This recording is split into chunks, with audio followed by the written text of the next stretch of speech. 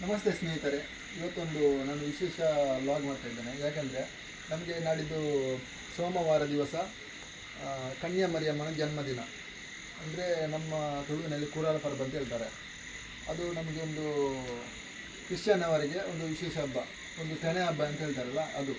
ಅದಕ್ಕೆ ನಮಗೆ 9 ದಿವಸದ ಒಂದು ನೊವೇನ ಉಂಟು. ನೊವೇನ ಅಂದರೆ ಪ್ರಾರ್ಥನೆ. ಅದು ಚರ್ಚ್ಗಳಲ್ಲಿ ನಾವು ಹೂ ಕೊಂಡೋಗಿ ಅಲ್ಲಿ ಕನ್ಯಾ ಮರಿಯಮ್ಮನ ಪಾದಕ್ಕೆ ಅರ್ಪಿಸಲಿಕ್ಕೆ ಉಂಟು. ಅದಕ್ಕೆ ನಾವು ಮೊದಲನೇ ದಿವಸ ಇಲ್ಲಿ ಹೂವನ್ನು ನಾವು ಮನೆಗೆ ತಂದು, ಮುಗ್ಗುಗಳನ್ನು ಮನೆಗೆ ತಂದು ಸ್ಟಾಕ್ ಮಾಡಿ, ಅದು ಮತ್ತು ಬೆಳಿಗ್ಗೆ ನಾವು ಬುಟ್ಟಿಯಲ್ಲಿ ಹಾಕಿಕೊಂಡು ಕೊಂಡೋಗೋದು. ಅದಕ್ಕೆ ನಾವೆಲ್ಲ ಅರೇಂಜ್ಮೆಂಟ್ ಮಾಡ್ತಾ ಇದ್ದೇವೆ ನೋಡಿ.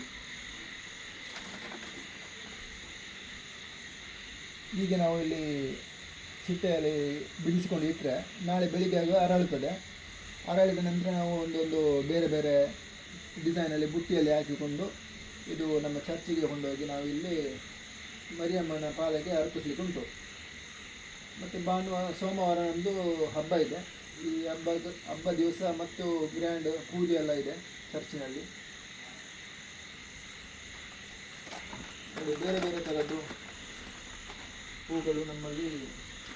ಈಗ ಮಳೆಗಾಲ ಆದ ಕಾರಣ ಸ್ವಲ್ಪ ಹೂವಿನ ಪ್ರಮಾಣ ಕಡಿಮೆ ಆಗಿದೆ. ಹಾಗೆ ಬೇರೆ ಬೇರೆಯವರ ಮನೆಯಲ್ಲಿ ಹೋಗಿ ಈ ಮೊಗ್ಗುವನ್ನು ತಂದು ಸ್ಟಾಕ್ ಮಾಡಿ, ಜನ ನಮ್ಮ ಮನೆಯಲ್ಲಿ ತುಂಬ ಜಾಸ್ತಿ ಇದ್ದಾರಲ್ಲ, ಅದಕ್ಕೋಸ್ಕರ ನಾವು ತುಂಬ ಹೂವನ್ನು ಸ್ಟಾಕ್ ಮಾಡಬೇಕಾಗ್ತದೆ.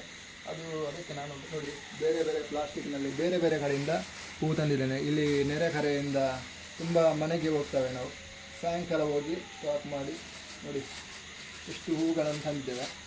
ಇದು ನಾಳೆ ಬೆಳಿಗ್ಗೆ ನಮಗೆ 9 ಗಂಟೆಗೆ ನವಣೆ ಇದೆ. ಅದಕ್ಕೆ ನಾವು ಇವತ್ತು ಇಟ್ಟು ನಾಳೆ ಬೆಳಿಗ್ಗೆ ಅರಳಿದ ನಂತರ ಇದನ್ನು ಬೇರೆ ಬೇರೆ ತಟ್ಟೆಗೆಲ್ಲ ಹಾಕಿ ಡಿಸೈನ್ ಮಾಡಿಕೊಂಡು ಕೊಂಡೋಗ್ತೇವೆ.